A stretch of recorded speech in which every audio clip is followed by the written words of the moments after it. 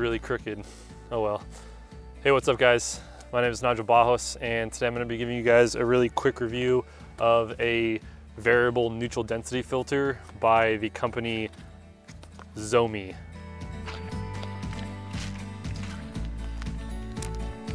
There goes an airplane. All right everyone, so I picked up this eos-m variable neutral density filter for some of my smaller lenses, such as the Panasonic 14mm f2.5. This is a really small little lens. As you can see, I have a metal lens hood here on it. I have a 77mm Tiffin variable ND filter that I use for my bigger lenses like the Sigma 18-35, but having a 77mm filter on a lens that has 46mm threads, stepping up to that big of a filter just kind of seems a little bit more of a hassle than I really wanted to deal with. So I had a Fotka variable ND filter before, but I decided to try out this brand called eos-m.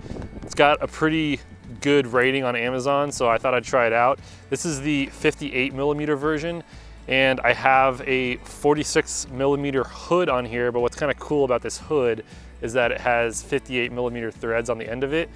And I'll leave the links to this hood in the description below if you guys want to pick this up. This one fits really well on the Panasonic 14mm. I'm curious to know how much of a sharpness decrease this filter causes and if there's any color shift as well.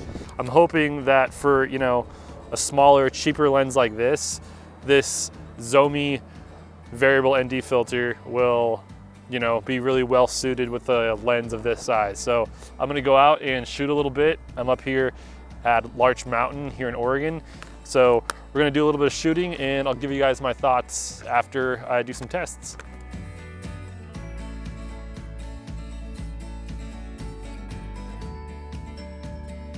All right, so here we have a shot of my car, and I have no filter in front of the lens right now, but you'll notice that when I put the eos-m on, it actually causes a warmer color cast, which isn't that big of a deal, but it can become frustrating if you're shooting on and off with the eos-m filter.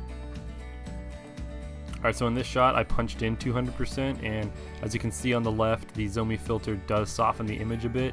Now that's pretty much to be expected, but honestly, on YouTube and stuff like that, you're really not gonna be able to notice it. But it is kind of a bummer that it softens the image as much as it does.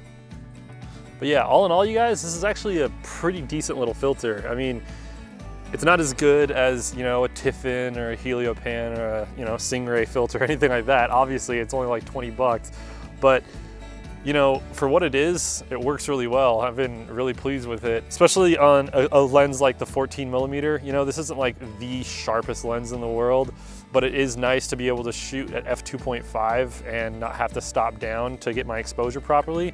This does do a little bit of a color cast, which, you know, isn't really that big of a deal. It's pretty easy to correct in post. Yeah, that was my little quick review of this eos-m variable ND filter. Sorry if you guys hear all the airplanes going by. I would say if you guys are in the market for a cheap variable ND filter, you should go pick this one up. This is by eos-m, and it comes in a bunch of different filter sizes. This is the 58mm. But my suggestion, if you guys are looking to get just one variable ND and you have, you know, a bunch of different lenses with different filter sizes, just get, like, say you have, you know, a lens with a 72mm filter size and the rest are like, you know, 67 or 58 or whatever. I would say get a 77mm and then just get step-up rings and put them on all of those lenses so that you can just take the one filter and put it on the lens that you're using at any given time. So that would be my suggestion anyways. But yeah, I hope you guys liked this video. Please like it if you did, and subscribe to this channel if you want to see more. Thanks for watching, and I will see you next time. Later.